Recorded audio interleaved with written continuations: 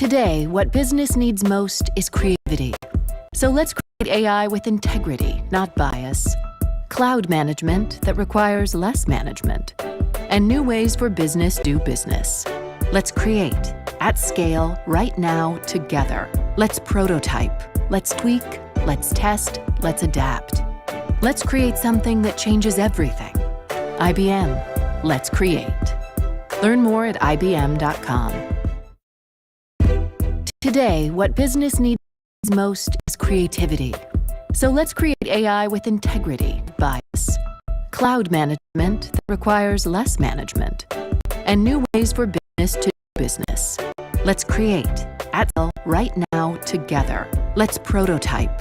Let's tweak. Let's test. Let's adapt. Let's create something that changes everything. IBM. Let's create. Learn more at IBM.com. I think as human beings, everybody has a natural gift, a natural passion. But then you go outside and you get influenced, and you feel pressure from what's going on outside. And so, I one time, would you rather be at war with yourself and at peace with the world, or at peace with and at war with the world? And that was powerful. What's up, everybody? Welcome back to another week of the Bronze Room.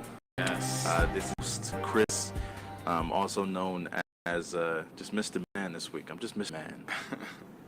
And this is your man, not your boy, Chris. Welcome back. It's going to be an exciting episode today. We got a lot lined up for you guys. Yeah, I'm really looking forward to it, man. It's gonna be this is a great week we got with some awesome topics. Yes, we do. Yes, sir. Yes, sir. Before we get in, though, Chris, how was your week, man? Tell me about it. What happened? It was good, man. It was a really, really busy week. I'm really disappointed that it's already the start of a new week, just in a few short hours. It will be Monday and back to the grind. But if you ain't working hard, I don't know. Something's wrong. Yeah, so I'll take it as a sign that I'm going in the right direction. Okay. Yeah. It is crazy though how quickly the weekends seem to pass. Yeah, it really sucks, man. Yeah, because you want to take advantage of like the beautiful. We had some great weather out here this weekend too, man. Yeah, did.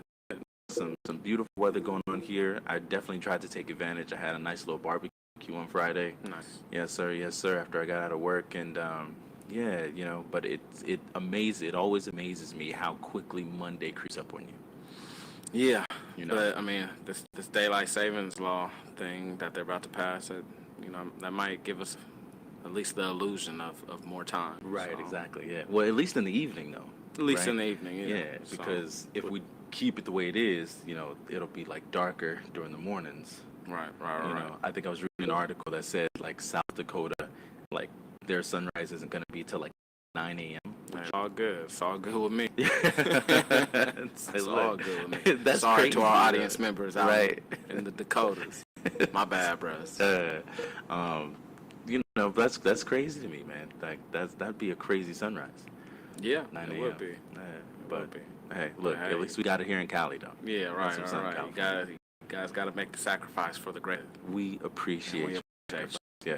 So, shout out to everybody in South Dakota. We appreciate your sacrifice. Yeah. So let's hop right in. So this week we are going to touch on this day. This on this day was this is an interesting one this week, Chris.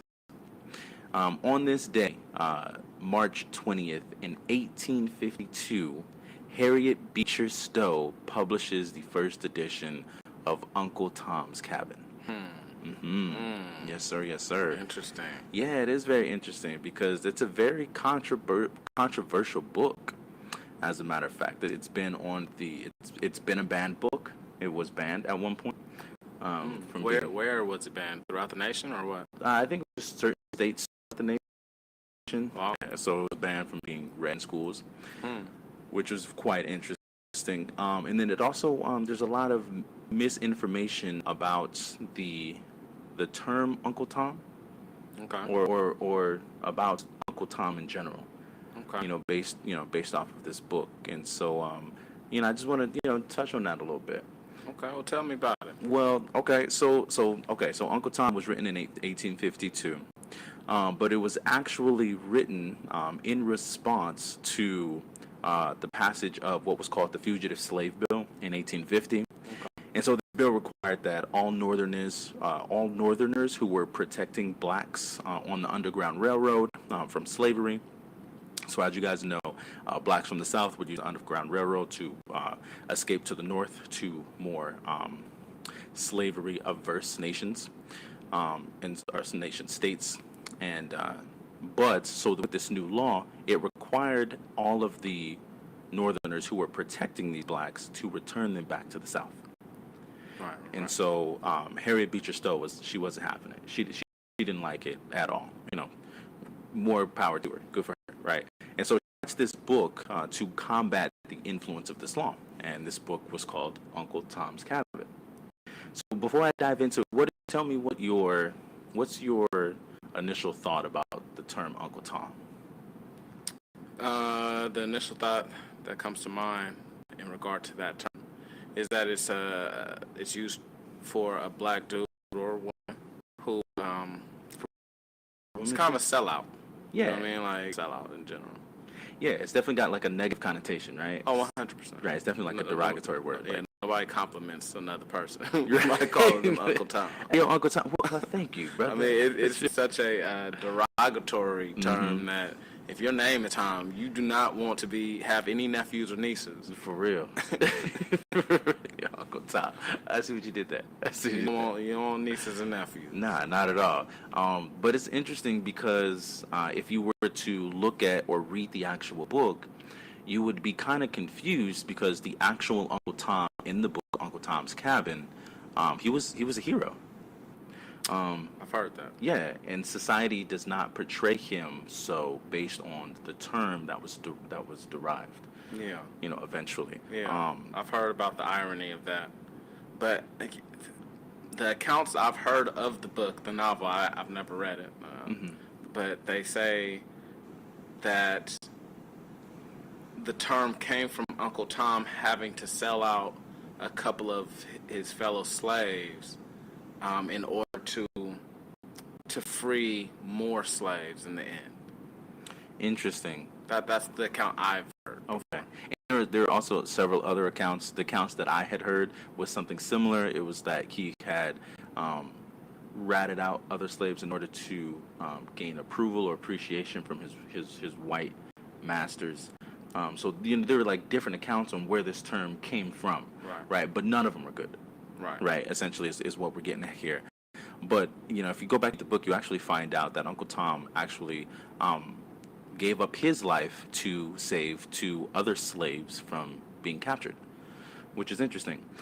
So he had the choice of either giving up these two slaves' whereabouts in order to who were trying to be freed, or he could have been beaten to death, and he chose to be beaten to death, which in my book makes him a hero. Yeah.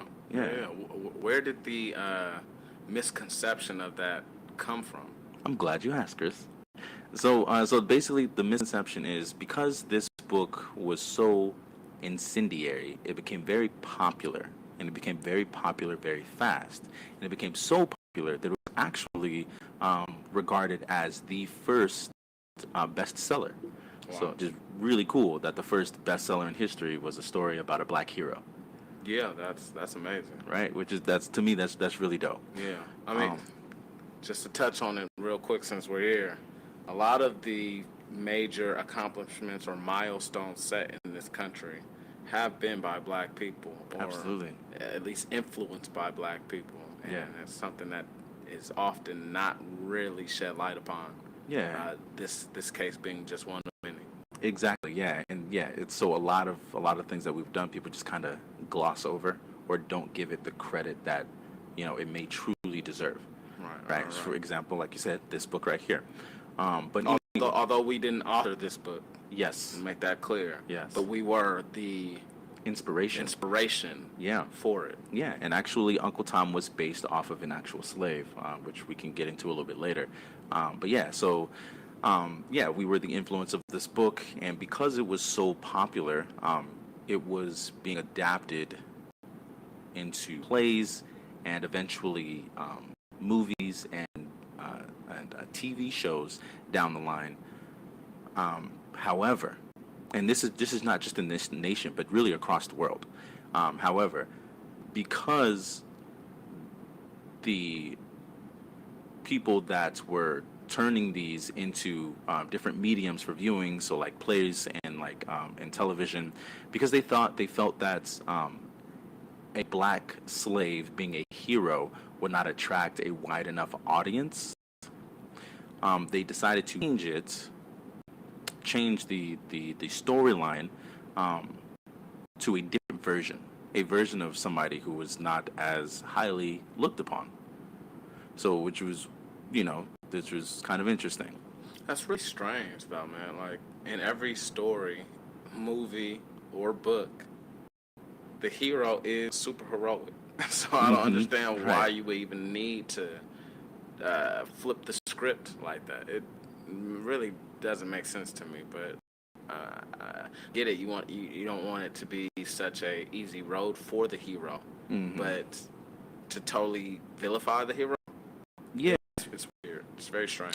Yeah, it is. And so not only vilify him, so they actually changed a lot of his characteristics too, right? So in the book, he's more of he starts out as a younger man and he grows throughout the book, but in the stage depictions, they actually distort him into an older man. So he's an older gentleman, where we kind of get that kind of idea, that image in our head. He's an Englishman. He's poor, and he is the exact opposite of who he is in the book. Somebody who will actually sell out a black person if it gains the favor of like a white employer, master, like a white mistress. So that's a very like distorted view of the original character. Yeah, it's interesting. Yeah, and it's important to note that that I'm actually getting a lot of this information from Professor Patricia Turner. She was a professor of African American Studies at the University of California University of California, Davis.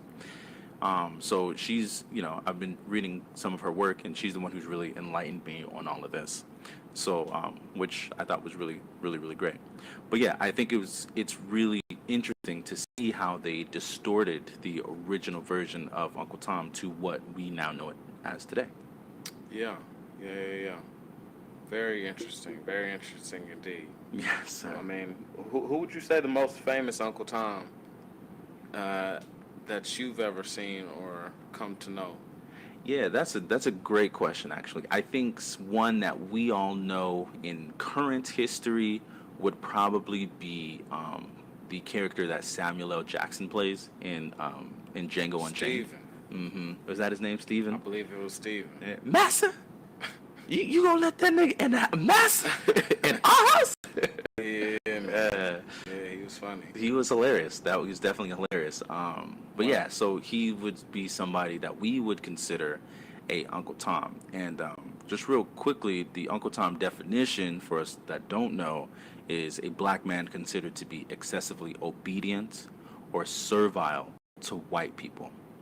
And if you look at that version of the Uncle Tom that Samuel L. Jackson portrays, I mean, he's definitely the epitome of that. 100%. Another character that comes to mind is, I want to say his name is Bob, Hoppin' Bob from Life, the movie with Eddie Murphy and Martin.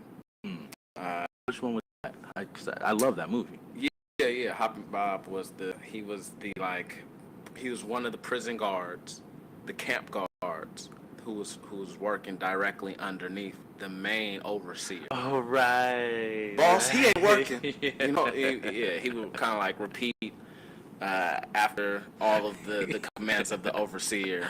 I do remember that. He was a pretty funny character. He was a funny character. He was an Uncle Tom for sure. Yeah, exactly. Yeah. And, we laugh about that, right? We have a good time talking about these caricatures of the actual Uncle Tom. But, in real life, that's not who Uncle Tom was, like, at all. Or the original character of Uncle Tom. Yeah. So, yeah, I thought that was interesting. I thought it was important to shed light on that. So for all of our listeners out there, next time somebody calls you an Uncle Tom, maybe just sit back and maybe tell them, yeah. I am Uncle Tom. And Uncle Tom. You know what's funny though? Like part of me I don't know how to feel about that. Like, We're gonna take back the name Uncle Tom. Uncle Tom. Hashtag bring back Uncle Tom. Hashtag bring back UT. You want to start that one, Chris? I got you. I got you. I'm gonna put it up on our Instagram. Oh no, don't put that on Instagram. No, don't put it on Instagram. Put that on your personal page. Okay, Really. got you. Well, you heard it here first, ladies and gentlemen. At the Bronze Room, we're bringing back Uncle Tom. We taking it back. We taking it back. Oh my God. That's hilarious. Well, speaking of Uncle Tom, as we make our first transition, well, not speaking of Uncle Tom, speaking of heroic black men. Yeah. Right. Speaking of heroic black men, Yeah. we have our first topic of the day, and that is Colin Kaepernick. Yes, sir. Yes, sir. What's going on with him? Now, Colin Kaepernick, as we all know, was famous. First and foremost, I would be doing him a huge injustice to not shed light on the fact that he took 49ers to a Super Bowl in 2012. Woot woot. And why is that important to you in particular? I'm a Chris? Niners fan. Are damn you it. a Niners through fan? and through? Yeah, I bleed red and gold. Damn it. So not just red, but red and It's gold. not a game. I feel So you. first and foremost, Colin Kaepernick, he took the Niners to a Super Bowl in 2012, right? Yes, sir. American hero. American hero, damn it. A few years later, he later became more famous for his opposition and his protest to the national anthem. Mm-hmm. He was taking a knee during the national anthem before games, and he became vilified for it throughout the nation. Mm-hmm. That's a great word, by the way. Yeah, I mean, hey, word of the day. Yeah, Word of the day, is vilified. Okay, that's a new segment. We've got to do that. Yeah, Yeah. absolutely. There's Yeah, word of the tons day. of characters throughout history who have been vilified unjustly. Mm-hmm. So, Colin Kaepernick kneel to oppose some of the hypocrisy that we see in this nation in regard to police violence. Mm-hmm. And he was vilified for it, blackballed from the NFL, Mm-hmm. and has been fighting for a chance to get back into the NFL ever since. Mm-hmm. Now, in recent headline news, he was seen or recorded throwing passes to Tyler Lockett, who's a receiver for the Seahawks, Mm-hmm. the Seattle Yes, sir. Seahawks. Yes, sir.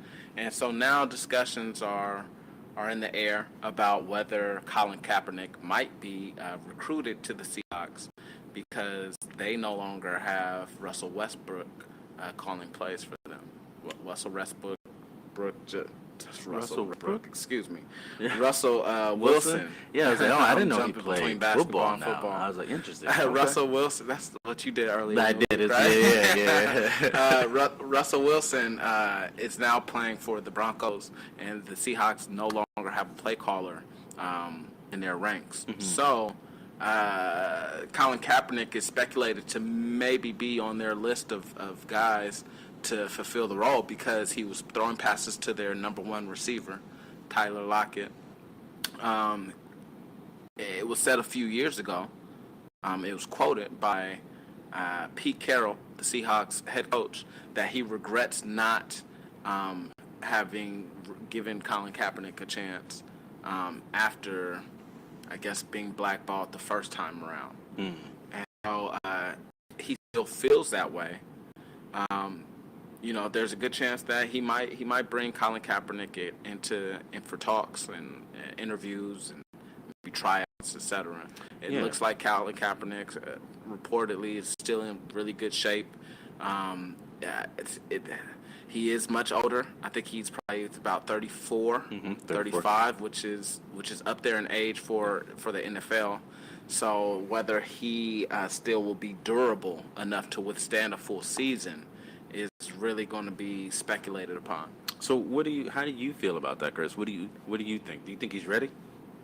A lot of people think he's ready. Objectively speaking, being out of action for 5 years is a tough circumstance to overcome. Yeah.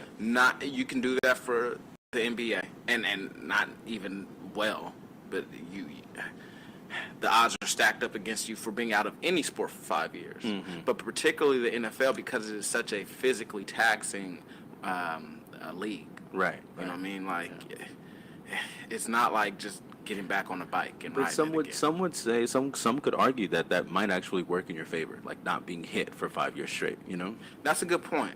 I guess I'm more alluding to the fact that the speed of the game is going to be such a beast to get used to again. He's really going to struggle in that regard. But unlike most other, well, no, I can't even say that. I was going to say unlike most other roles on the field, maybe the quarterback has an easier job with adjusting to the speed of the game, but that's not true at all. Okay. And looking at windows and pockets in the defense to split apart and throw the ball through. He's really going to struggle with that. And so that's probably going to weigh into their decision highly. Yeah. Whether they take him or not. Okay. But so, in your opinion, you don't necessarily know that he would be a good fit to bring back, because I've heard talks that he could be as like a backup.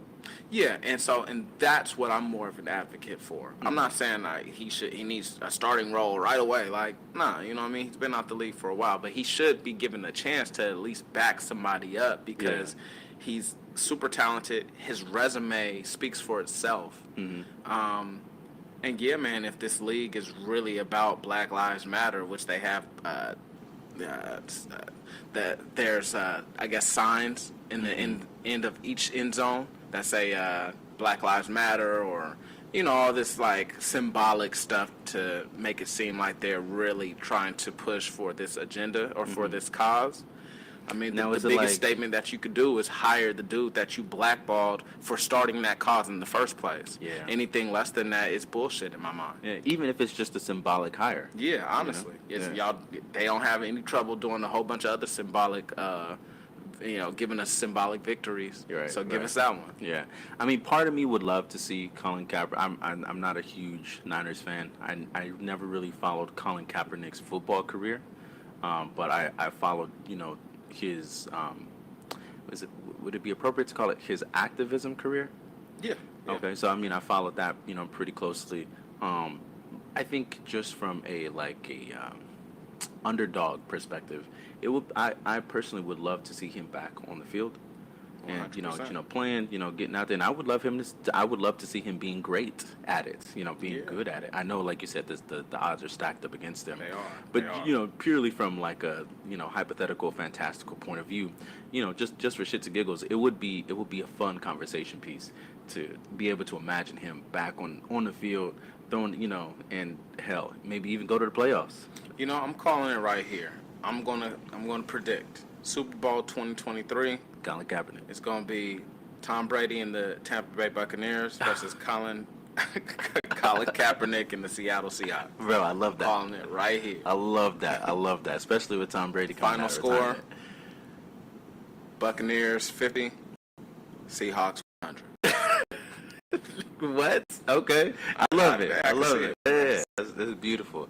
You just took what I said and just ran with. You're fantastical. I can see it. Has anyone ever scored 100 in a single game ever? In the NFL, nah. I think that the most that I've seen has been like 56. That's a high scoring Something game. like that. Yeah, that's like 8 touchdowns. Mm-hmm. Well, when I used to play Blitz, I could easily get that much. That was I mean, that's it? yeah, at least 100. Blitz? Oh, Blitz. Okay. You said 56. Oh, I could easily. I meant 100. Like I could easily get 56, yeah, 100 easily on a get- good day. Right, Gotcha, exactly. gotcha, Yeah. gotcha. You remember that game? Blitz was Yeah, that dope. was a dope game, man. Yes, sir, yes, Come sir. on, dog. I mean, I got it. full on violence, Right? Untamed violence on the field. Yes, That's- sir. Yeah. Yeah. That's I amazing. never really understood the cheats that you could like put in at the. You remember that at the I beginning don't of the remember game? any cheat. Oh yeah, that's Right, right. you're That's right. right. You could, That's like, right. That's I right. would just press buttons. That's right. Hoping I got something. Yeah, I remember that. I remember Yeah, that. that was That dope. was a good time. Yeah, it was a great game.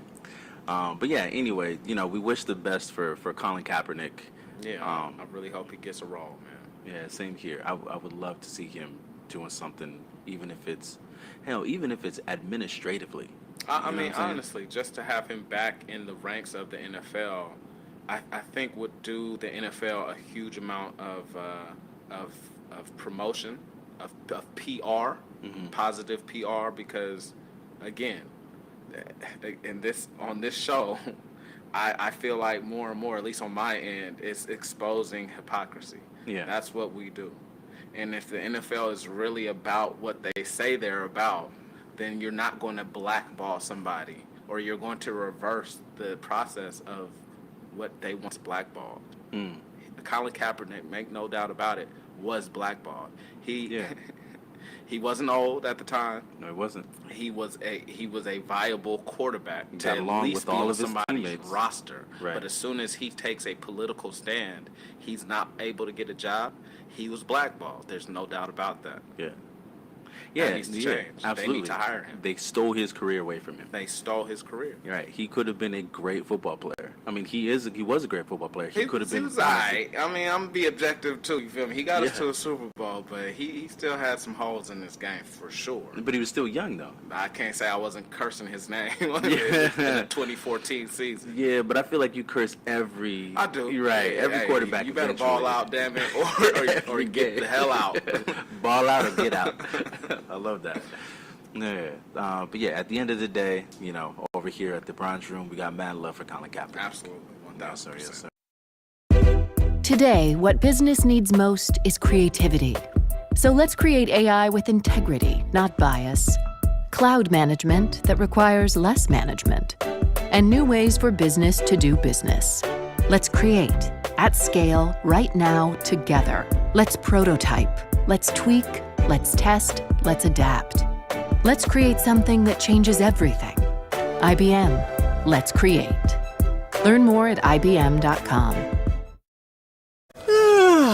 Mondays just became Mondays. Mondays just got more exciting. Powerball now draws 3 days a week. Mondays, Wednesdays, and Saturdays. Play now. Please play responsibly. Must be 18 years or older to purchase player claim. Sir, yeah. Speaking of unfairness in sports, Okay. yeah. Our next topic is going to be an interesting one. Okay. What topic is that? So we do have to preface it with this, though. We believe that here at the Bronze Room, that we believe about equality for all. Oh, Not- 100%. Right. We stand on that principle. We stand on equality for all. As two, black brothers, black males in America, equality is very important. But we also heavily believe in equity. So not just equality, but equity. And there is a difference between Okay. equality and equity, right? So that being said, we believe that, everyone, we respect everybody's walks in life, and we respect everybody's own personal views. We may not agree with everybody's views, but we respect everybody's views. That being said, our next topic is about a very controversial topic, Chris. It is about a swimmer named Leah Thomas. Leah Thomas. Okay. Leah Thomas, absolutely, and she, as she is known as now, has become the first known transgender athlete to win a Division I national championship. Oh, is that right? What sport is this in? This is in swimming. Yes, sir. So this is in the 500 yard freestyle swimming. Wow. Yes, sir. Yes, sir. And make no mistakes. This is an accomplishment. This is a great accomplishment for anybody. Yeah. Applause to her. Yeah, exactly. Shout out to her. So it's controversial because she is a transgender athlete. She was once a man, and she went through the transformation of becoming a woman, And is now competing. and is now competing At a high level. at a very high level. Yeah, absolutely, a very high level. So, she was pretty close to the all-time record, which was the all-time record was 4 minutes and 23 seconds and Okay. 6 milliseconds. And so Leah Thomas's time was 4 minutes and 33 seconds and 24 milliseconds. So that's like, was that 9 seconds? Mm-hmm. That's 9 seconds off. Yeah. Or 9 seconds off. So she was very close. Yeah, she was super close to beating that record. Yeah. And do you know what year she is at? What school does she go to? I believe she goes to Virginia.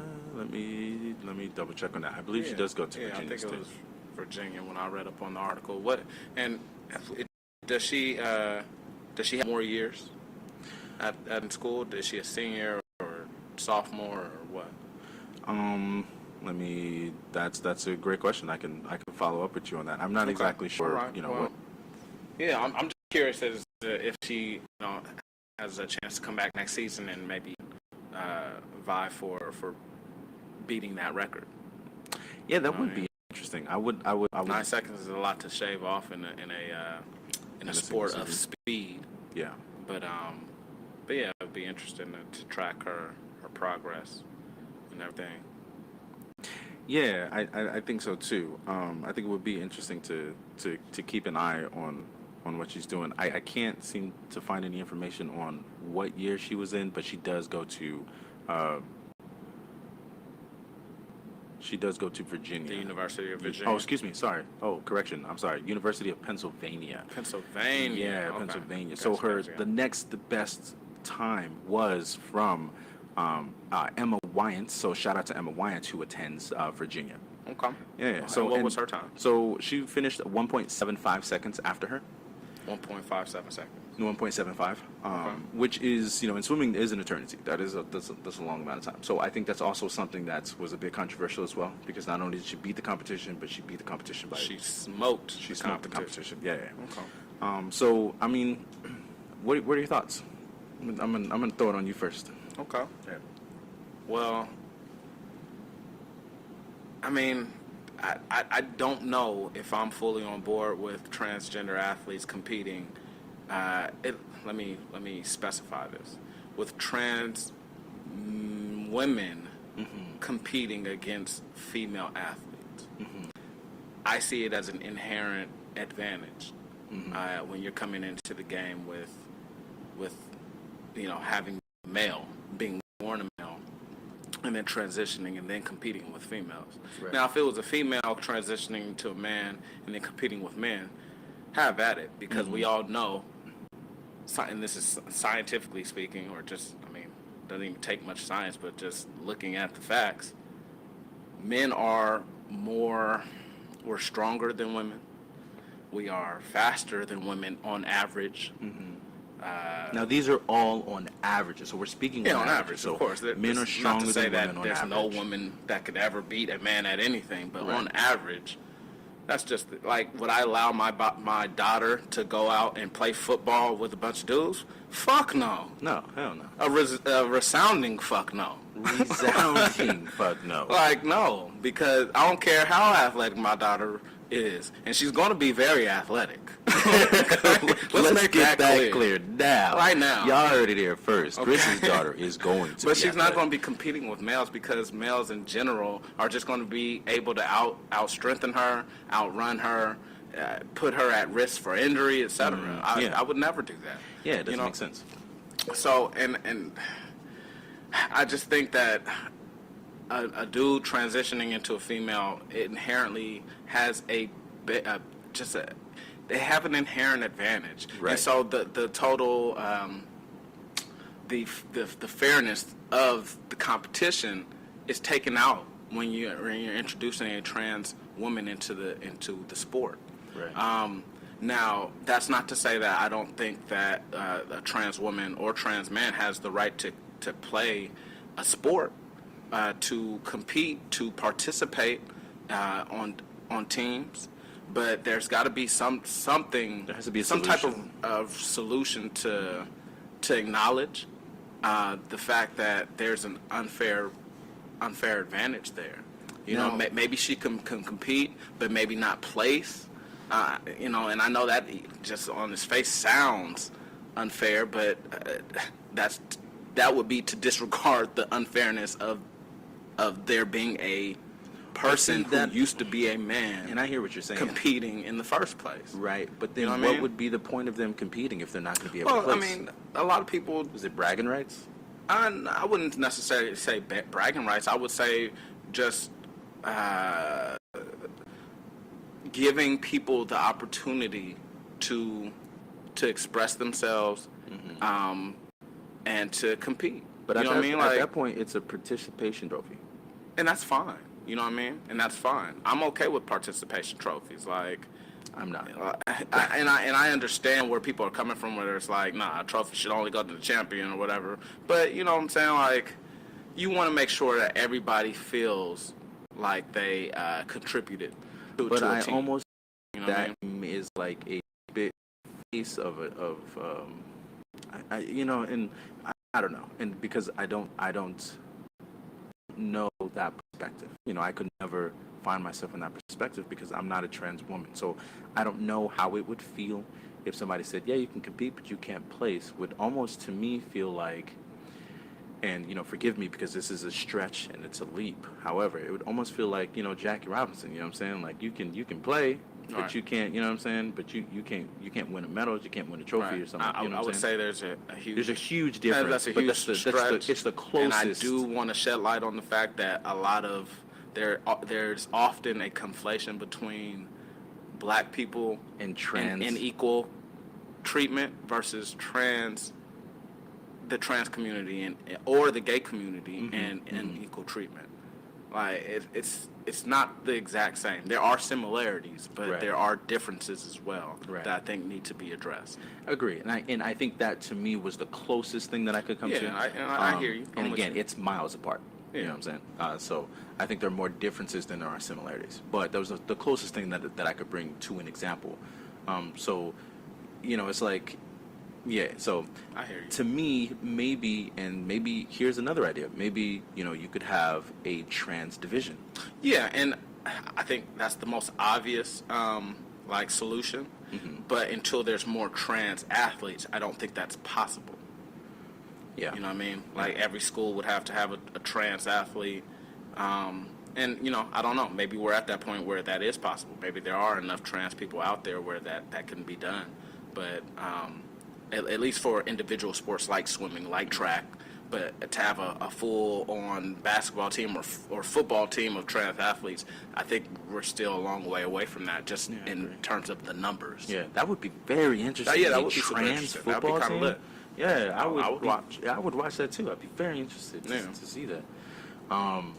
Yeah, but yeah, you're right. That would be the obvious solution, and obviously, we're not there yet. There's not enough athletes for that, or at least not enough athletes that have come out as trans. Yeah. So, But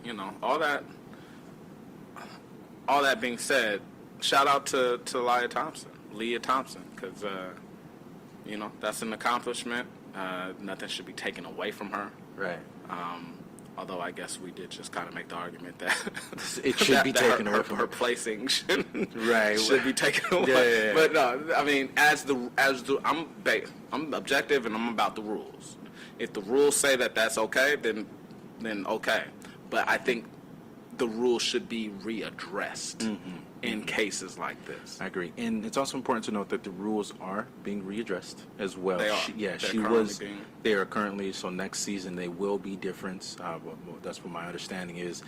This season she was able to just make it in. Okay. And again, like you were saying, she followed all the rules. She stopped competing for a year.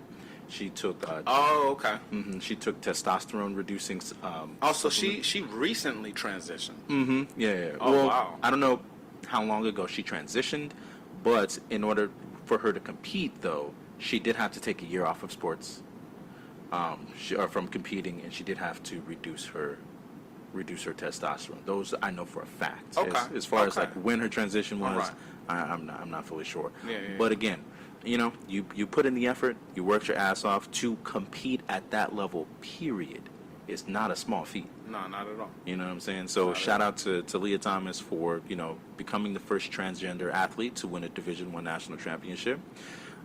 Yes, sir. So as far as the rules go, I think there needs to be further conversation. I think there needs to be maybe a little bit more clarification on how we separate and classify athletes.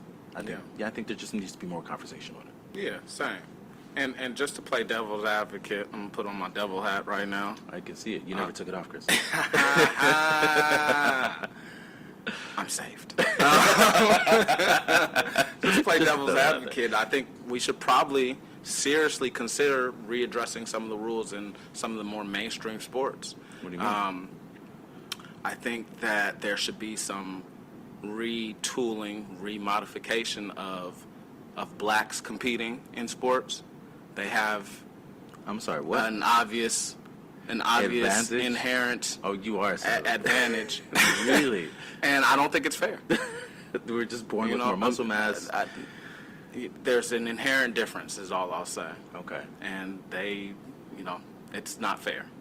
I don't know if you're being sarcastic. I just told you I was But being sarcastic by putting it on my head.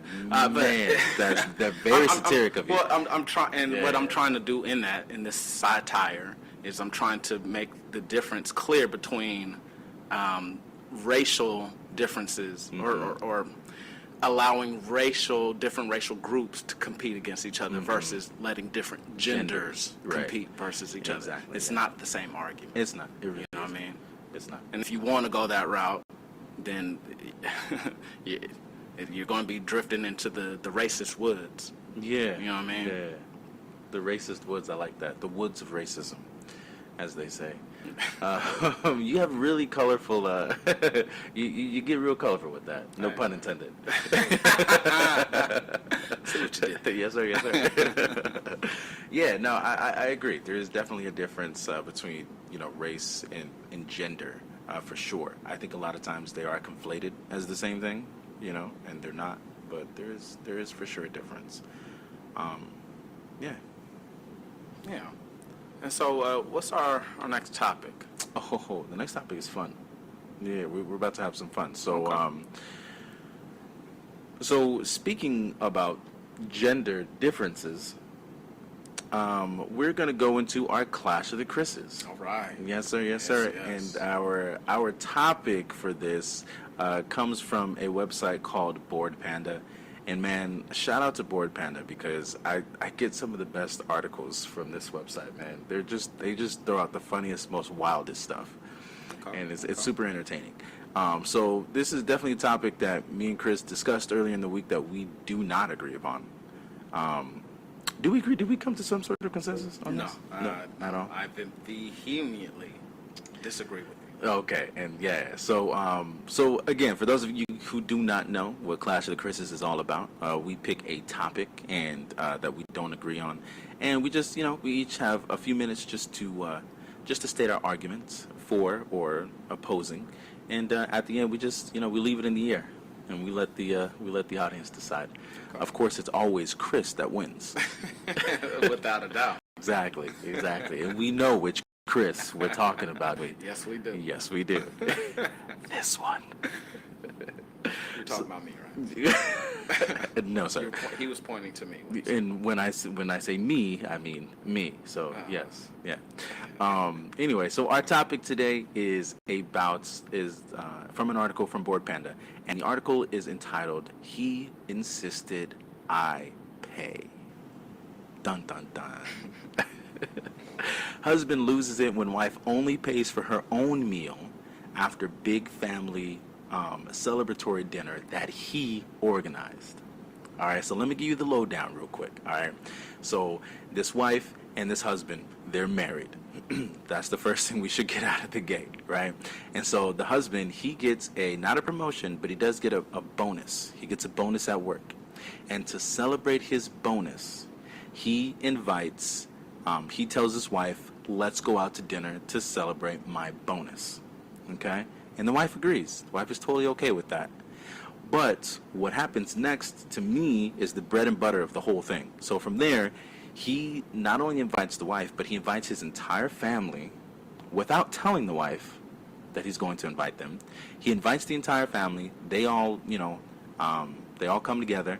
And then at the end of the meal, he leans over to his wife and he says, in front of everybody, he says, babe, take care of this. And by this, he's talking about the bill. And so the wife, who's obviously offended by this, does not take care of the bill, and she only pays for herself. And when they begin to talk about it very publicly in front of their family and restaurants, the wife quickly pays for her meal and just jets, leaving the husband to foot the bill for his entire family. But I guess the question would be, so this lady, she later goes on to Reddit, and she posts on a very popular Reddit's feed called Am I the Asshole? and it gets a lot of feedback, and there's kind of some mixed reviews, but it's really more or less leaning to one side, that she's really not the asshole, and that's the side that I take. But so that's the question: is she in the wrong for only paying for her meal? And I'm with the side that says she is wrong for only paying for her meal. Okay, and see, that's where we differ, Yeah. right? And this is where it begins, because I don't think that she is, right? So She's out of pocket for not coming out of pocket. well played. I like that. Honestly. I mean, but okay, so tell me why, Chris. Why is she out of pocket for not coming out of pocket? Okay, so this is your husband, for one. You should be happy for him that he's, that he just got this promotion. So I don't understand, like, why you wouldn't offer. Like, he shouldn't even have to ask you. But if he does, you should be more than willing to oblige to front the bill for this celebration. You know what I mean? He would do the same for you. In most households, the husband is the one that's taking care of a lot of the finances anyway. So, especially during something that's supposed to be a celebration of his spouse. I just don't understand why it would be a huge issue. Now, if she didn't have it, okay, I understand. If, if maybe they were fighting, which I assume that might be the greater context of this. This might not be a great relationship to begin with. It might be a shit marriage. Okay, all right. You know what I mean? Yeah. But if everything is on the up and up and everything is great between them, why would you not want to pay for your husband's celebratory dinner? Okay. But here's the thing, though. It's not, so based off of what I was reading, based off the article, it's not that she didn't want to pay for him, right? It's more or less the fact of two things, right? And this is why I know that I'm going to win this argument. Because, number one, he invited the whole family without telling her. Like, if you're married, bro, you need to be communicating stuff like that. Like, that should have been from the jump. Like, babe, let's go out to this dinner. I want you to know, I want to invite my family. Okay. So that's number one, right? You don't just spring that, right? You don't just spring that on anybody without, you know what I'm saying? Okay. And then number two, you expect her to pay. Like, you just be like, babe, take care of this in front of the whole family. Like, you know what I'm saying? Like, I got this, babe. Take care of this, because that's what you do. That's your place. Take care of this, and I'll meet you back at the house, and you better be butt naked, and there better be a sandwich in your hand. Right? You feel me? Like for real, that's how we doing it. Like, so to me, that's number two. And then number three, which is very important to me, it's your bonus. Okay. On your second point, I think he was doing it condescendingly. I don't think he was saying, "Hey, bitch, pay for this shit." Like, it wasn't like that. That's how I see it. I don't see him doing that. Like, what kind of this is a terrible husband. You're right. It's like I said earlier. It's not always about what you say. It's about how you say it. You're absolutely right. Now, like, hey, babe, can you take care of this for me? That's a request that should be honored. You're right, but here's the thing. Right, we have this gentleman in quotes, bro. He didn't say, babe, can you take care of this, right? He said, babe, take care of this. I don't think the can is it is very important. End all be all. It's not the end all be all. You can say something and it can be a request. Yeah, but how do you say, babe, take care of this? You know what I'm saying? Like, just like that. For real though? Yeah. Is that how you're asking them? So if your wife is by the door, and the door, somebody knocks on the door, and you say, babe, get the door. Are you barking orders down her neck? Yeah. Are you being an asshole for telling her, hey, get the door? If she's in the other room and I'm closer to the door. No, she's by the door. Yeah. And you're like, babe, take care of that. Right. That's not a request. It's not a demand. You're absolutely right, because in your argument, you're saying that it wouldn't be inconveniencing her. Yeah. You're right. But wouldn't it be inconveniencing her by inviting a whole group of people that she didn't know was going to be there? That's an inconvenience. I guarantee And you. that's where I dropped the mic. I guarantee you that this man has fronted the bill not only for his wife. Oh, yeah. For her chicken head friends. Probably. Who came down and ate up all the biscuits. Yeah. And got all the fucking extras. Gotta be She got all the extras. I guarantee it. She got the I guarantee coleslaw. She got the honey on the side. Right. I guarantee Honey. he's not having an issue with it. Probably. You know what I mean? Like, Yeah. so this So, is him here's asking her to return the favor Right. for the many times that he's done the shit in reverse. You're right. So yeah, and on that point, I got to give that to you because in the article it is explicitly stated that they do split their finances directly down the middle. They have separate bank accounts. Okay. They split their finances directly down the middle, and they do operate on that basis. Well, they'll cover each other here and there. So to your defense, I would say, okay, I see you on that. I'm sure there have been situations where he's just, like you said, fronted the bill, and there have been, but that doesn't make it right on either side. That don't make it right. So two wrongs don't make it right, even though eventually if you make a bunch of lefts, you will go right. That's neither here nor there. All right? So, Soft heart. I've never made that many lefts. I only turn right. So it doesn't make it right on either party side, and that's purely speculation. We don't know if that's been the case, right? We can assume, right, because that's just how those things go, but we don't know that's the case for sure. So if we're looking at it from an objective point of view, and from this anecdotal situation, right, it's fair to say that he was in the wrong. I'm going to drop the mic on this one, on this last point. I'm going to say, based on the fact that we just agreed that both of them are in the wrong, they're both at fault here. The classier thing to do would have been to just pay for the bill and then argue with him later, not in front of the family. Okay, yeah, I get you. They probably interrupted the peace and the peace of all the people in the restaurant with that shit and everything. Yeah. You know what I mean? Like, just pay for the bill. Yeah. And just hold out from sex at home for a couple years, weeks or something like that. You know for what I mean? years, Whatever it is, a take that decade. shit elsewhere For 2 decades. and hold face. Never give it up again. Yeah. If that's her decision, that's her body, her choice. Put on the chastity belt. Lock it up. But the finances, damn it. Right? You need to share the You finances. need to share the finances. And that's a hell of a place to drop the mic, because I have to agree with you on that, because I'm all about taking the high road, right? And at the end of the day, I'm not a huge conflict type person. I'm more of a pacifist, and I genuinely try to take the high road. So yeah, I think that's what I would have done personally. However, you know what I'm saying? It's always easier said than done. So we can give, you know what I'm saying? We could say, this is what you should have done, or this is what you should do. That's a big pill to swallow, to tell somebody to swallow their pride and not to be petty, because it's easy to be petty, bro. It's easy to be petty. And and if we're looking at it, she was being petty. She was being hella petty. She was being hella petty. Yeah, but she had the right to be.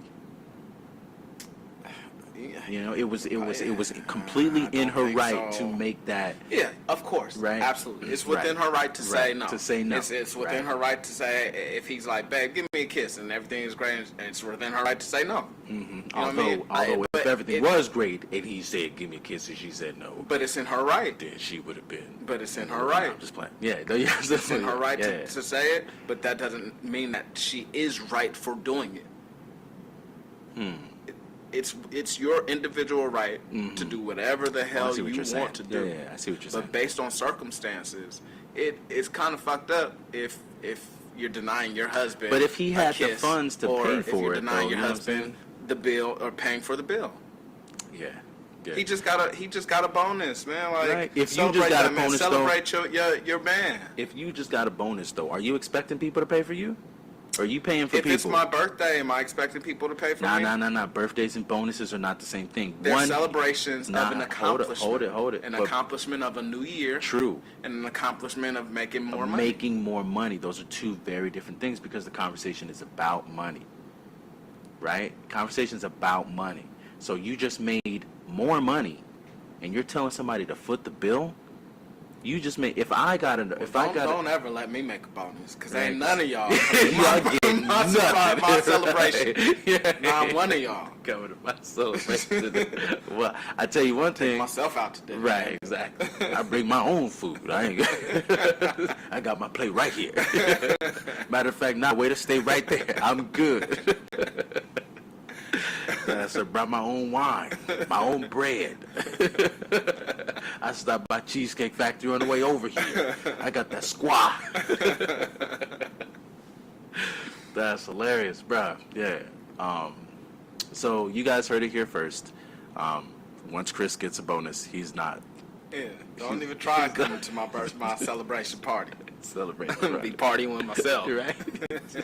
Sitting in the room in the back, eating a big ass lobster. Just a mouth full of food, just smacking. Having conversations with nobody and everything. Nobody. How was this food, Chris? It's good, Chris. It's real good. Oh man. All right, so you guys heard it here on the Bronze Room. Chris was right at the end of the day. Yes, he was. Yes, he was. Yes, he was. He definitely was. So, let us know, in the comments when you hear this, let us know your opinion. We want to know what you guys think. Was she an asshole for this? Should she have paid for it? We want to know. Yeah. Today, what business needs most is creativity. So let's create AI with integrity, not bias. Cloud management that requires less management. And new ways for business to do business. Let's create, at scale, right now, together. Let's prototype. Let's tweak. Let's test. Let's adapt. Let's create something that changes everything. IBM. Let's create. Learn more at IBM.com. Today, what business needs most is creativity. So let's create AI with integrity, not bias. Cloud management that requires less management. And new ways for business to do business. Let's create, at scale, right now, together. Let's prototype. Let's tweak. Let's test. Let's adapt. Let's create something that changes everything. IBM. Let's create. Learn more at IBM.com. Absolutely. So that being said, speaking of somebody looking like an asshole, Chris, you wanted to talk about Venezuelan oil? Yeah. Venezuelan oil is our new focus as a country. Now that we are sanctioning and banning the import of Russian oil, we are in a pickle. Gas prices around the nation are going up with no sign of slowing down. That's right. It looks as if the average across the nation for gas prices are at $4 per gallon. Now, in California, It's way higher than yeah, that. we've that's par for the course, Right. over the past few years. But now, in some places in LA, I've heard that it's up to $7 a gallon. Mm-hmm. Here in our town, we're paying close to $6. Mm-hmm. I Yeah. think it's at like $5.60 or something like that, $5.70. It's pretty high. And that's an issue. That's a huge issue. We, economically speaking, for a lot of people, that hurts. You know what I mean? Yeah. That hurts hard. Not Yeah. just like, oh, it's an inconvenience. It's like, oh, now I have to choose between taking my kids to softball practice or just having them stay home and hey, Saving we're that just gas. going to have to forfeit this season, Yeah. which is terrible. Well, there's always an argument. Well, you're right. It is terrible. There's always an argument for public transportation. Yeah, 100%. But you have to have the infrastructure for public Right. transportation before that California argument has can be made. terrible public transportation. Well, at least here in LA. Yeah. At least here in LA. Oh yeah, Southern You know, California's a little. the- yeah. Northern California's a little bit The different. Bay, They got the we BART got it system. on lock. You feel Yeah. me? We got BART, Caltrans. We got the light rail station. We know how to do things up there. Down here, y'all still struggling It's a little bit different. Yeah. But Well, we got the gold line down here. yeah, and the Purple Line I think is still being constructed and being worked on for the Olympics coming up in 2028. Yeah. And then I think they're also talking about, public transportation aside, they're also talking, and I don't mean to step away from the actual comment, good. but just throwing that in there. They're also talking about, California's working on doing things to make that load a little bit easier. They're talking about, Gavin Newsom's talking about tax credits and then gas credits. I mean, good. yeah. So he's talking about putting some gas credits in our pockets to kind of ease that burden. But we'll see. We will see. Gavin Newsom does a really good job of talking a big game. Nah, well, he does also do a good job of looking out for the people. I think he may What's not one be. example of that? The California stimulus checks that were separate from the federal stimulus checks. I don't think that's a great example. I thought it was a good example. Everybody was doing that. Everybody was doing that. Every state was doing that. I believe everybody was doing it. Based on his advertisements, I thought we were the only state. And I could be wrong. I'll research that because I'd be interested to see. But, I mean, that's the least you could have done when you're shutting down businesses. Right, yeah. This is a good point. Yeah. Yeah, and that's a whole nother can of worms. That's a whole nother can of worms. But yeah, so the point being, he's trying to do some things to make it a little bit easier for us. We will see how it plays out. We'll see if he sticks to his word. But in the meantime, it looks like we got to depend on Venezuela. Yeah, I mean, at least we're trying to buy for some of that oil, some of that sweet, wet oil. I don't like the way you said that. I'm sorry. I do not like the way we you got said it bad. Some We got of it that bad. We need sweet, some of that wet oil. We over the past Rub it few on years my we've been kind of firing shots at Venezuela because they have a president, Maduro, who we have not officially recognized. We have held the position that the elections were done unjustly, unlawfully. And we calling some pretty mean names, man. Yeah, the illegitimate. We've called him dictator. Yeah, all like that you stuff. said, illegitimate. Everything short of your mama. right. Tu mama. Tu mama. Tu mama. Tu mama. But yeah, so now that we've put a ban on Russian oil imports, we are really solely dependent on Saudi Arabia's oil. But what happened with that? Well, Saudi Arabia, something's happened with there's been some type of conflict. It might just be the fact that we don't want to be completely dependent on one source. Before all this conflict happened, we had Saudi Arabia, we had Russia, and I believe a few other. We have our own reserves as well. Yeah. But yeah, we're trying to open up the Venezuelan sanctions that we put on them a few years ago because of that illegitimate, quote unquote, illegitimate election that has Maduro as the president. And we have to go with our hat in our hand now because we've been talking so much shit. And it's just it raises awareness on how we are backtracking on stances that we've held so vehemently in the very short past. Yeah. If we are standing against a sovereign nation because they are dictator, they're not treating their people well, they are carrying out some acts of terrorism perhaps, then we need to hold firm on that stance regardless of the circumstance. Yeah. Now, was Venezuela doing things like that? Were they killing their people? Like, what was going on? I believe that's what our narrative is. Okay. Is that that President Maduro is a dictator. He's been carrying out unjustified things against his people. I don't have those exact facts. So let's be clear about one thing, though, because there is obviously a parallel to Ukraine here, like a parallel to the Russian Ukraine. It is not a direct parallel, right? So it's like there is not one nation encroaching on the sovereignty of another nation, so we don't want people to get that twisted. That's not what we're saying here. But there have been some similarities because they're both dictators, right? I think that's what you're alluding to. Yeah, I mean, I wasn't really even trying to parallel Venezuela with Russia, although that can be drawn, I suppose. Yeah. But in terms of what I'm saying is that we've held a stance. We've enacted sanctions on Venezuela for the past few years for things like that, I believe. I don't know where exactly the sanctions are coming from, aside from the illegitimate election, at the election that we deem as illegitimate.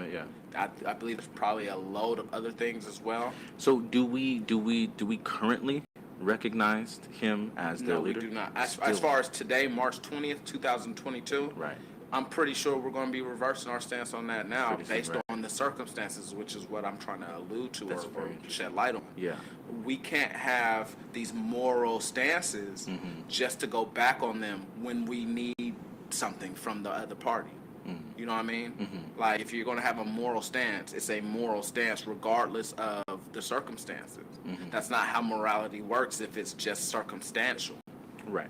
You know what I mean? And so that's the biggest hypocrisy that I have an issue with, and I think people should just be aware of. It's the same thing with Saudi Arabia.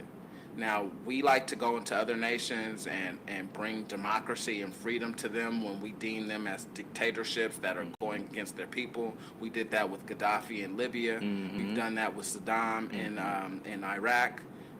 But yet we're okay with Saudi Arabia cutting journalists' heads off. Right, putting them in boxes. And exactly, right. and doing that. Right. But we do that because they're Big Papa in terms of the oil. The oil, right. You know what I mean? Right. We need Money talks. that wet. Yeah, and it's, God, I hate that term. We need that wet. I hate that term Baby, so you much. got it. Oh my God. Yeah, Saudi Arabia, you got that wet. So you heard it here first, ladies and gentlemen, in the Bronze Room. We Saudi's got that wet. Saudi got Arabia. it. Yes, sir. want Yeah. We'll say anything to get it. Let's move away from that, please. Like, but for real, like, you're not wrong though. That's the thing. That's what it is. Right. But it's the politics of it all, right? So it's about the image of it all, and the United States tries to, just like any other country, they try to flip the image to favor whatever their current position or direction is based off of what they need, right? And I think that's what's going on here. We got to flip our position, which is, Venezuela is or their leader is an illegitimate leader who is also a dictator, and we shouldn't recognize him as the legitimate leader of the country to, like you're saying now, because, we need some, hey, like crack fiends, like, oh, yeah. And you got that good. You got what I need. Just let me get one barrel, man. Right. Just one barrel, man. So because, we got to reverse our course on that, it makes us look like hypocrites. Like, it doesn't make us look like hypocrites. Well, we are hypocrites. We are hypocrites. Right, we are hypocrites. But politics is hypocrisy. It is. Politics is largely hypocrisy. It's a dirty game, and that's why we need to do a better job as a population of holding these elected officials accountable, holding them to their word. I agree. But most of us don't do it because, for one, we're not aware of it, or we're just too busy with our own lives to really give a fuck. And I think that's 90% of it right there. Is that people are just too busy, to really give. Between work and social media, who has time to keep up with politics? You know what I'm saying? But it's a representative democracy for a reason, y'all. We have representatives that we placed to represent us, so we need to hold our representatives accountable. So hey, if you're representing me, make sure you're actually representing me and not representing your own interests. But that's another story. Yeah, man. So it's interesting. But yeah, that's the Venezuelan issue right now. So is Venezuela going to be giving us oil? Will they be doing it, or are we just vying for it right now? I want to say that they probably will. Now, there are talks that Venezuela and Russia they have strong alliance. How strong that alliance is, I don't know, but it could get stronger, or we might be able to sweeten the pot a little bit for them to deal with us. Interesting. You know what I mean? Does Venezuela? So you said they have a trading. They have the biggest oil reserve in the world. Venezuela? Venezuela does. Really? The biggest. Really? I did not know that. The biggest. Oh, I thought it would have been somewhere in the Middle East. By sending representatives down there last week in order to vie for that oil. Yeah. You know what I mean? That could put us now on one hand that can drop our our oil prices or our gas prices here. But in the at what country. cost, though? But at what cost? Most people, and this is the parallel, right? Most people in the nation probably wouldn't give a fuck. They just want lower gas prices, but at the compromise of their moral compass, right? Right. And so if that's the position that they hold, of course they're not going to hold their politicians accountable when they do the same. You know, Where do you stand? I stand on. Hey, I'm willing to. I stand on my morals more than anything. Yeah, you're a very moral. I'm hesitant to use the word moralistic because that changes. You're a very moral person.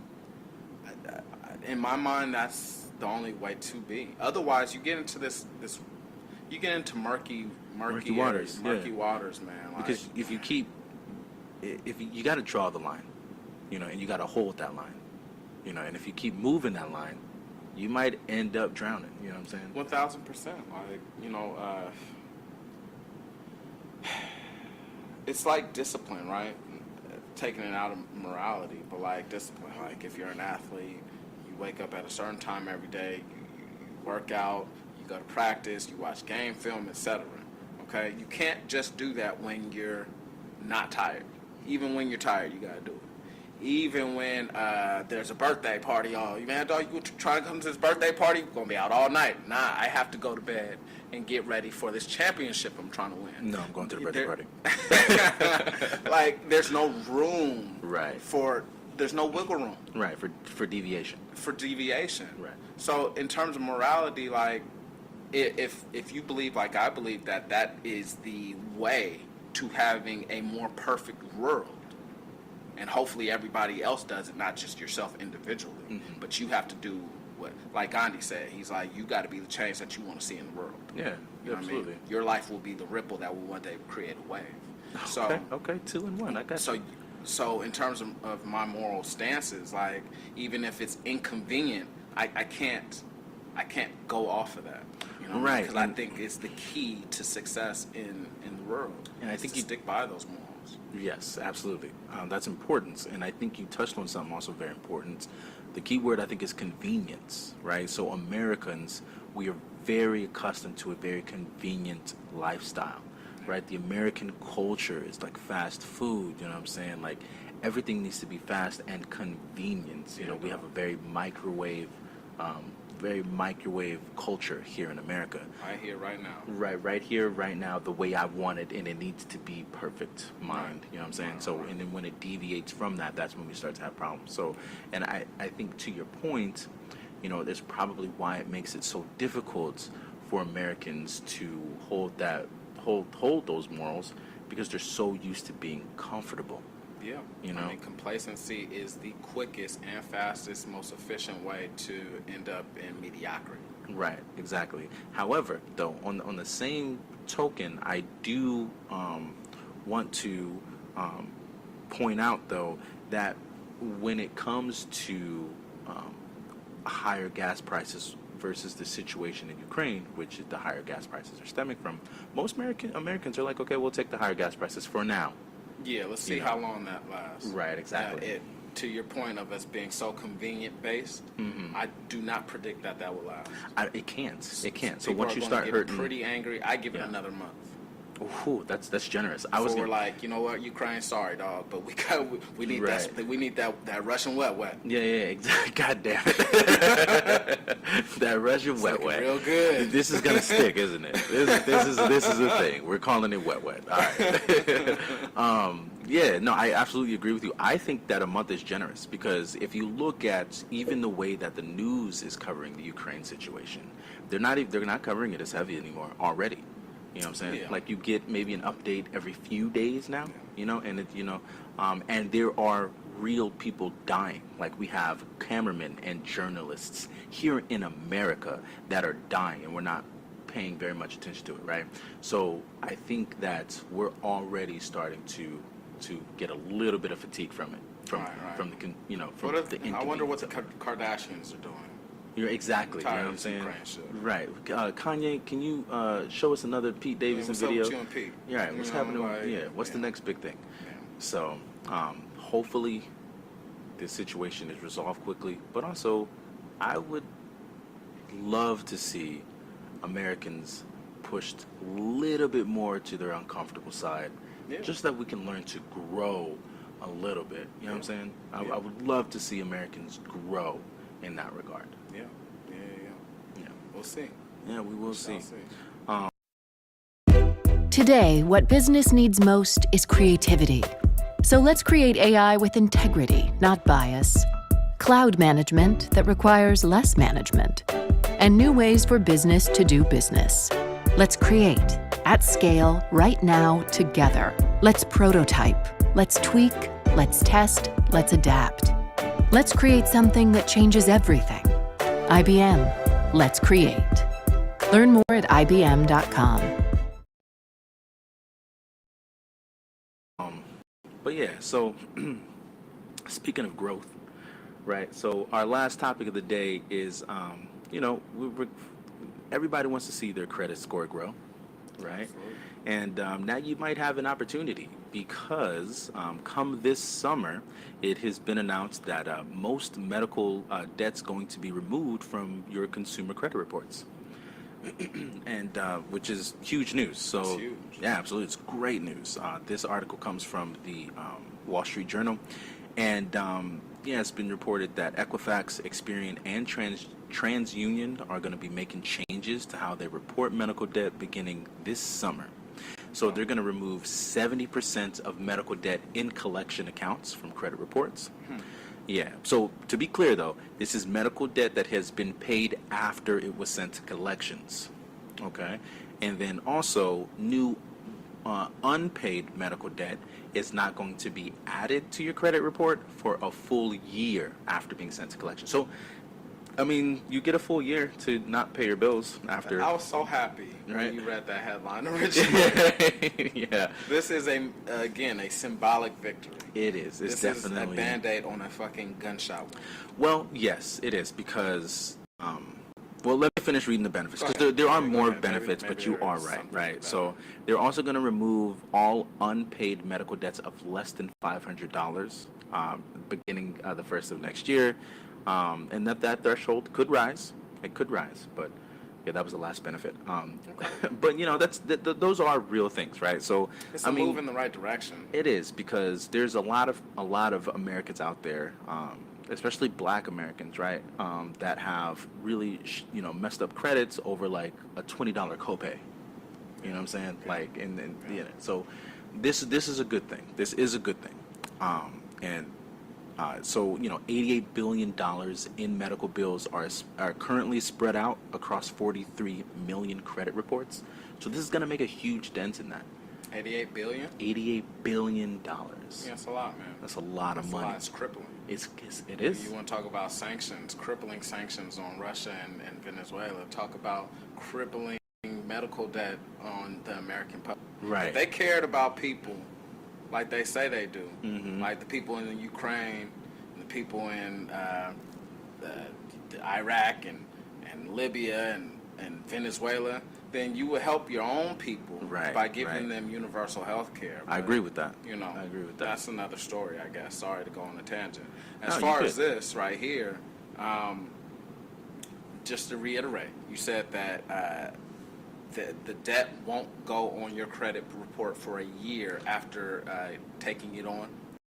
So this is for a full year. So new unpaid medical debt. Right. You'll have a full year after it's been sent to collection. It takes about 3 months before the company will send it to collection. Okay. So that gives you about a year and 3 months before it goes on to your credit report. Okay. All right. And then the first point that you said about that was that 70% of all medical debt will be taken off. What was it? So it's going to remove 70% of medical debt in collections from credit reports. So there is some medical debt that won't qualify for that, right? Okay. Right. Okay. So but 70% of that is going to be removed. Will be removed from collections. That's not to say that the debt won't still be there, but collections just won't reflect on your credit report. Yeah, is that correct? Yeah, guys, you're still going to have to pay your medical bills. That's great. Right? That's yeah. great. But That's you great. But it won't hurt your credit. Reflected on your credit. Right, Okay. exactly. So you'll still have to pay about $100 $70,000 on your medical records, Right. or sorry, on your medical debt, but You at still least, may- at least you'll still be able to get a credit card to take on more debt. You're right, exactly. Which is what this whole thing is about. Let's make yeah. let's be very clear. This helps the credit card lenders more than it helps the American people. If I can lend you more credit so that I can collect on that credit, that enables me, not you. If you already have shitty credit, why would I then enable you to get more credit in order to owe more on stuff that you can't, you already haven't? This is equatable to 2009, 2008, when there was the housing crisis. Okay, there was a housing crisis because banks were loaning people who did not have great credit, and enabling them to buy houses that they couldn't pay for. Yeah. And so there was a huge line of foreclosures because people had credit that they had no business having in the first place. It is a little different. You're absolutely right. It is a little difference because the way that I see it is it this way, right? So it's not so that you can get a credit card, even though most people are going to do that, right? So look at it this way. If you and your wife, right, have been saving for a house, right, but it's hard to get qualified for that loan because you had maybe an accident a couple years ago and you're struggling on those medical bills, right? That's going to help you increase your credit score to where you may be able to get that house 100%. or you may be able to get that car. 100%. That's going to help your family get back and forth. I think that's the silver lining. That's or the that's silver that's lining. the main. It's going to help a benefit all lot of this. Black Americans. Yeah, man. 100%, and I I'm all think for that. that's I'm all important. for that, but it can be a Trojan horse, so to speak. Right, yeah, exactly. I mean? So, you heard it first here, y'all. Be responsible with your credit, man. Don't fall down those same traps. And maybe we should take an episode to talk about that. 100%. I would love to. Yeah, so would I, because, I think we both would have some great points to bring up and expound upon. But, be responsible with your money, y'all. Pay, if you can, pay your credit cards off. But not just your credit cards. Pay your high-interest loans off first. You know what I'm saying? And then use that money to snowball to paying your other credit cards. Be smart with your money, man. And don't just pay the minimum balance. Don't just pay the minimum balance. And all this is not to say that medical debt in particular is not a real issue. It is a very because real issue. Medical debt isn't, for the most part, isn't frivolous and trivial like credit card debt is. Right. Credit card debt could be spent on buying a new Beamer or some bullshit like that. Right. Medical debt is quite different. It could be going towards something like a new heart or a new kidney or whatever. But we also know that the medical industry has a real problem with overcharging people as well. 1000%. Which is why this is also going to help. Because Yeah. it's going to take a lot of that, debt off of people. And then, like I said, the other good portion is some people got some dings, 7-year dings on their, because it's 7 years, once it goes, it takes 7 years to come off of your credit report. Okay. So 7-year dings for a payment of less than $500. Yeah, that's ridiculous. That's crazy. So this is good news. Yeah. This is definitely good news. Yes, it is. Yeah, so tell your mama, tell your auntie, tell your daddy. How was that? You remember that? Tell your mama. What? Well, I'm getting two things from that.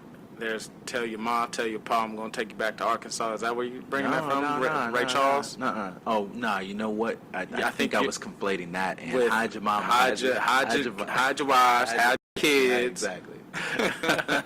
Both of them were very great pieces of entertainment. Yeah, they were. Yeah, they were. So, so that's we wanted to end this on a little bit of a higher note. Just please, y'all, be responsible with your money. If we can't stress that enough. And for those of you who do have medical debt out there and that is affecting you, hopefully this will help. Yeah, I pray that does. Hopefully this Band-Aid will help that shotgun wound that you're sustaining until the federal government decides to pay for universal health care. Right, there you go. Absolutely. And that, man, I would love to Let's have go, that. Let's go, Biden. Let's get that together. Come brother. on, Joe. I think that's the platform you ran on, but we'll see. Man, get that sleep out of your eyes. colloquialisms. Anyway, Chris, what's your vibe of the week this week, man? Hit me with it. You got a restaurant you wanted to talk about? Yeah. There's a restaurant all over LA. It's a chain. They have probably 6 or 7 locations. It's called Bakari. I've heard of that. Yeah, they have a location in Silver Lake, along with 6 others. And they're really good. They're a tapas restaurant, so small portions. They're a topless restaurant? Yeah. No, not topless. Oh, 'cause, you should have started with that. Why didn't you start with that, Chris? Not topless. Let's go Topless. tonight. Matter of fact, y'all heard Which it here. gives me a good business idea. Exactly. Topless tapas. Ooh. Okay.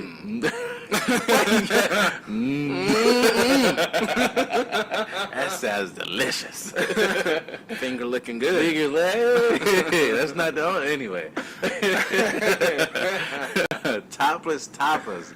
Anyway, we're gonna trademark that. We're gonna copyright that. Y'all can't steal our idea. Don't steal that audience. And if you do, y'all better shout out to the Bronze Room. Yeah, at least invite me for a free deal, deal, you know what I'm saying? dinner or meal. Right. It don't matter what we eat. Or at least let me just look through the window. Let me just fog up the glass a little bit. Chris, that's terrible. But yeah, Bakari. It's a really, really nice restaurant. It's tapas based. Mm-hmm. They My they mouth's give you a still bunch of small portions, but they're shareable. Really good. Drinks are on point. Service is great. Everybody in that establishment, I've been several times over the past couple of weeks, and everybody there is just phenomenal in terms of customer service, friendliness, and their knowledge of the menu. So I definitely recommend, if you're in the LA area, check them out. You'll have a great time, and tell them that the Bronze Room sent you. Hopefully they'll give us a cutback on that, or a kickback on that. Yeah. Bakari, we're going to be hollering at you real soon. Oh yeah, real soon. Very, very soon. Yes, sir. That's I gotta check that place out, man. You definitely have me with at Topless, so I'm gonna be checking them out. And if it's not all that you have promised it to be, I will be making sure to pay you a visit. My vibe of the week this week is for those of you who have been rocking with us from the very beginning. We love you. We appreciate the support. But if you have been rocking with us from the beginning, you have definitely seen our original logo, which was created by a great member of our team, LJ. Shout out to LJ for creating that logo. But we've recently upgraded the logo. So me and Chris got together and we, really worked on a new logo, and it just came out today. And if you go on to our Spotify or any of our platforms, you'll see our new logo, which we're very excited about. Yeah, you can also check it out on IG as well. Yes, sir. Where can they find us at? So you can find us at The Bronze Room, at The Bronze Room on IG. All right. So check us out, y'all. Hit us up, leave us a comment, and, just say what's up. Like I said, we appreciate the support. We love talking with you guys, so yeah. And let us know what you guys think of the new logo. It's so dope. We're very excited about it. I love it. You did a great job on it. Thank you. Yeah, it took us a little bit of time. We went back and forth for a couple of days, right? It was like 2 days, was it? Yeah. We wanted it just right. We wanted it to be representative of who we are, our style, creativity, and the aesthetic is really nice. I think everybody's going to enjoy it. Yeah, absolutely. So there you have it. Thank you, ladies and gentlemen, all of our listeners, for chilling with us, kicking with us, enjoying another week of the Bronze Room.